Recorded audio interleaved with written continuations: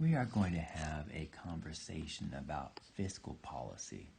In many ways, fiscal policy is similar to the monetary policy, but the primary difference is our fiscal policy is enacted by the legislature. And the legislative branch is applying fiscal policy with the same ends in mind as the monetary policy. They are attempting to exert some influence on the monetary supply. That great big pile of financial resources that can be utilized in consumerism. And if the economy needs to be stronger, if we're in a recession, if they are trying to increase the monetary supply, they will put together an expansionary or a loose monetary policy that is designed to go ahead and expand the monetary supply. And if the economy is very strong and inflation may be an issue, or perhaps the buying power of the dollar has decreased too much, they may apply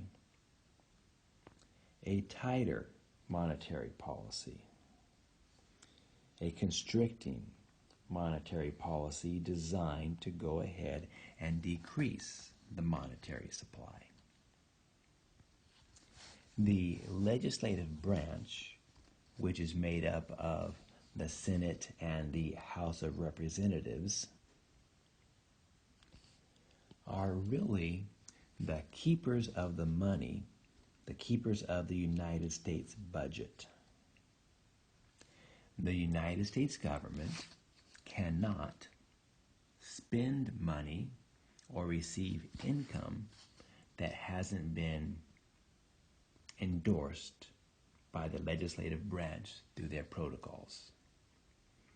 So, the Senate and the House of Representatives are attempting to enact fiscal policy to control the money supply by either expanding it or contracting it, and they have some tools of the trade to bring to bear.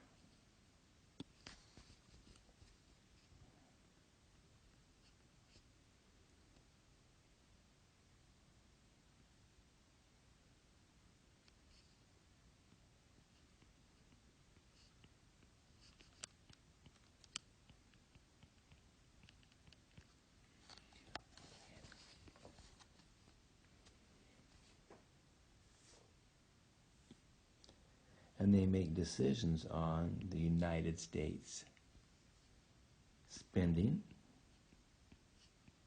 the federal government spending, and the federal government's taxes, which is the income. Let's consider the idea of spending first. When we look at spending, the government has a couple of options.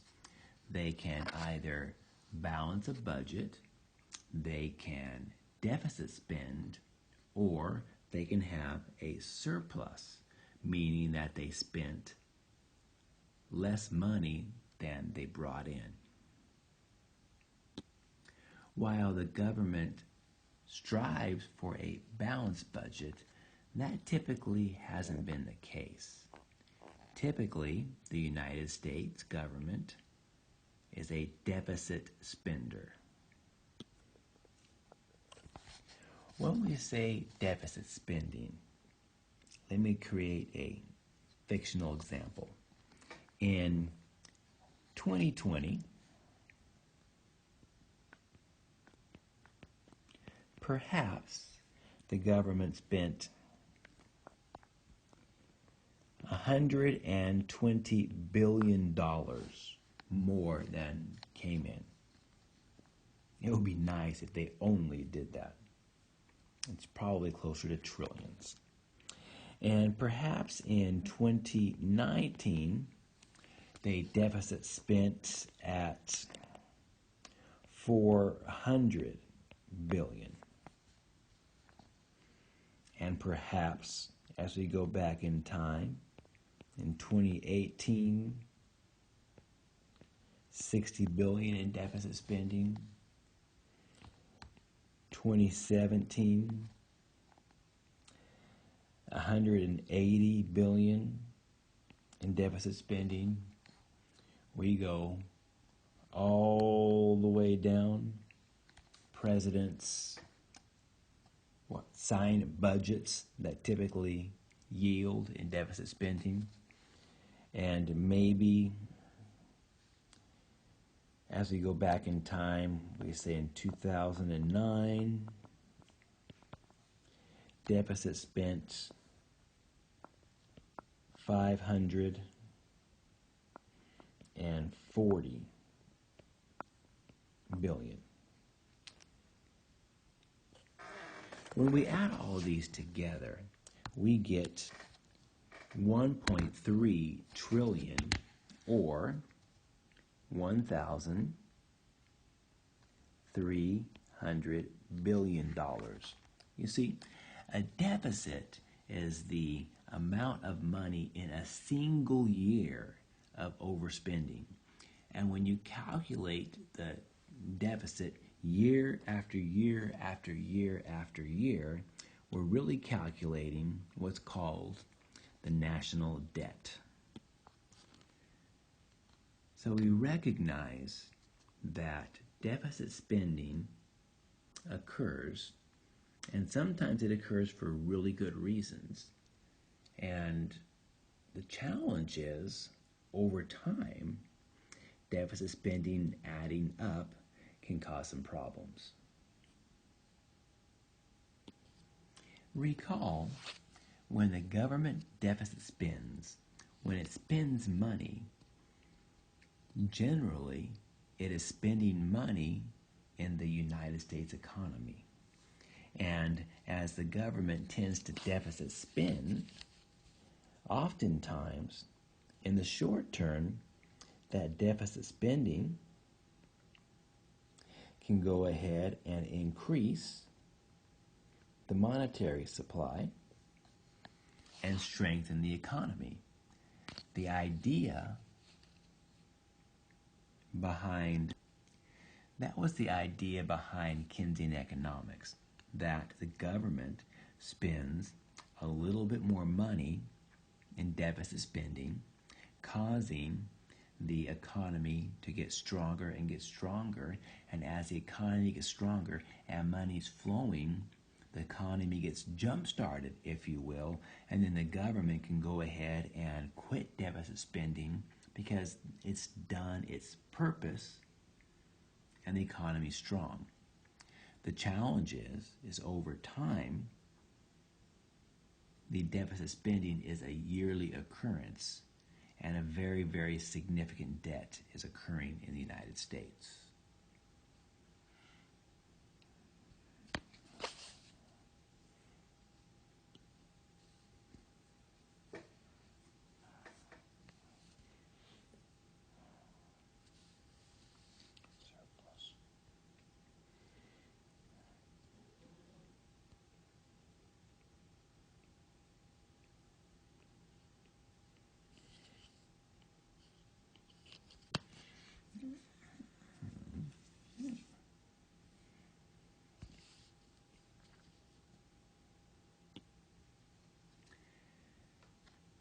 Yes, it is possible for the government to be surplus spending, meaning that they have excess money, all the bills are paid, and they have additional funding.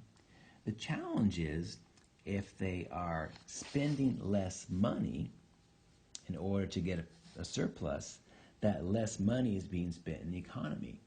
And oftentimes, that can go ahead and slow down the economy, which is very, very valuable if we happen to be in a position where inflation is very, very high and the buying power of the dollar is very, very low. But in the short term, it does have a negative impact on the monetary supply. The rub gets to be the difference between the short term and the long term. In the long term, we need to go ahead and get into the habit of having surpluses so we can begin to pay down our national debt.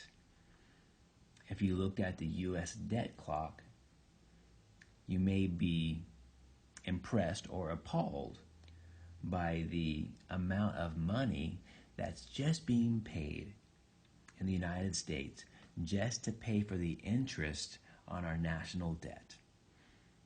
So at some point in time, in the long run, we need to go ahead and have enough of a surplus to begin to pay down the national debt. But surpluses also slow down the economy. So there's kind of a balancing act that Congress has to consider when they're spending. Prior to 1913, when the federal government was trying to create their receipts, their income, it was taxes on liquor, on tobacco, tariffs on imported goods. Again, there wasn't a federal income tax.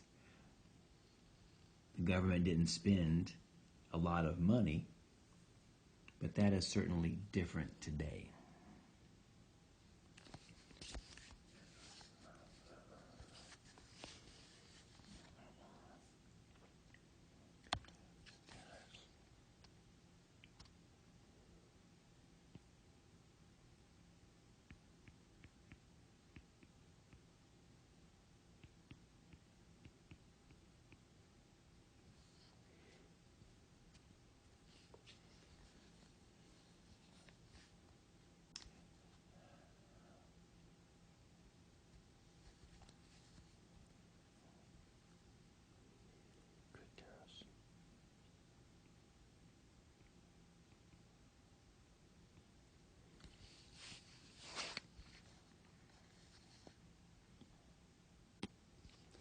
Remember, when we are considering an individual's monetary supply, the businesses and the individuals have more power over the monetary supply than the government has in spending.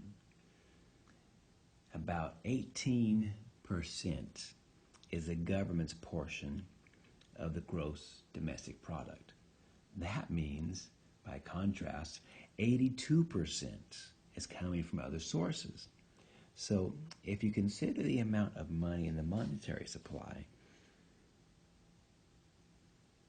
it's coming from individuals. If we consider the way the government taxes, when the government taxes people, it takes money out of the monetary supply. And if the government provides tax rebates or incentives or checks to offset the challenges that COVID-19 caused, it all has an effect on the monetary supply. So, if the government increases taxes, it will certainly have an effect on our monetary supply. An increase in taxes is going to take money out of our pocket, and it's going to contract the monetary supply. Why would the government ever want to provide a contracting or a tight monetary supply? Why do they want to have less money in our pocket, economically speaking? Well, that would certainly be because perhaps inflation is running rampant. Perhaps the buying power of the dollar is so low that it makes good economic sense to go ahead and decrease the monetary supply.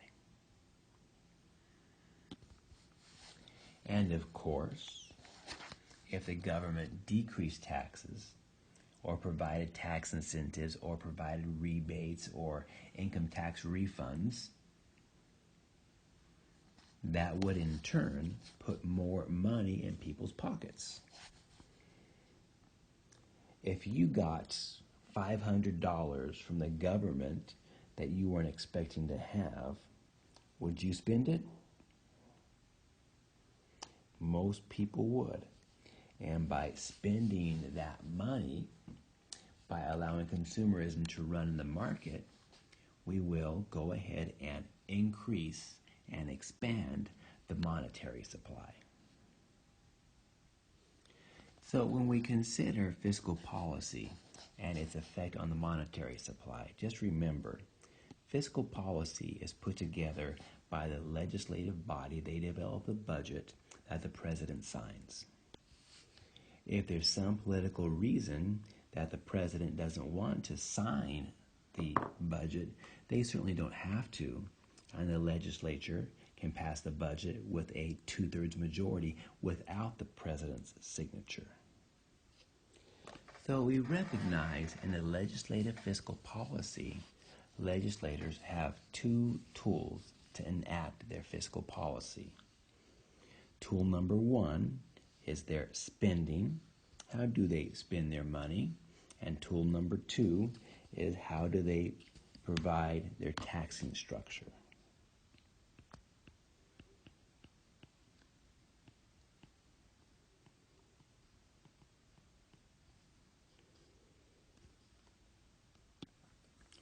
So if you were a legislator,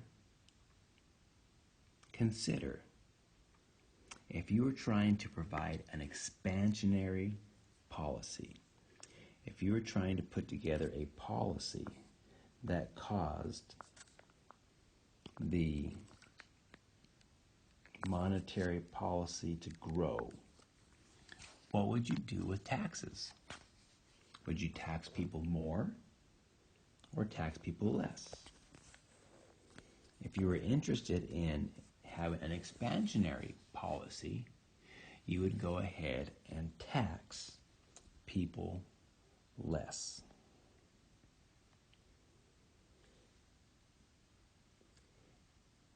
And from a spending point of view, if you were trying to get the monetary supply to grow and get bigger and bigger, we would go ahead and spend more and try to deficit spend on a short-term basis only. And conversely, if you were trying to create a contractionary fiscal policy, if you were trying to go ahead and cause the monetary supply to decrease,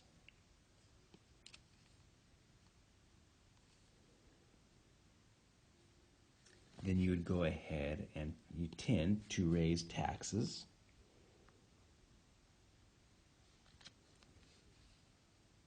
and you would tend to decrease spending. If you're spending less money as the government, that 18% of the GDP, if you spend less than that, it will cause the money supply to decrease and thereby slow down the economy. If you were in the Senate and you were attempting to provide a loose fiscal policy, how would you handle your taxes? Remember, loose fiscal policies are designed to expand the monetary supply. So to expand the monetary supply with a loose fiscal policy, we would decrease taxes and we would increase spending. And if we were looking at a tight fiscal policy, we would go ahead and attempt to decrease the monetary supply, slow down the economy, and we would do that by increasing taxes or decreasing spending. If you felt the country was in a recession or heading into a recession, what would you do? How would you, as a representative, change the monetary supply? What would you do with taxes? Well, when we're in a recession, we typically need to expand. And the best way to expand is by decreasing taxes so you and I have more money to spend, or the government can begin to increase their spending. And you saw a lot of that increase in spending happening during the 2020 COVID challenge. And if we find ourselves in inflation, we really need to go ahead and try to slow down the economy. That's typically the political term. We'll say slow down the economy is better than saying weaken the economy. And we slow down the economy by raising taxes and by decreasing spending. Now, what makes this policy unique in both monetary and fiscal policy? We have two different entities that are providing their own tools in an attempt to manage the monetary supply. And so there's always a hope that the Fed and the legislative body work together, but that's not always the case. When they do, the economy is controlled more readily, and when they don't, sometimes we have a greater amount of inflation or recession that lasts a longer time.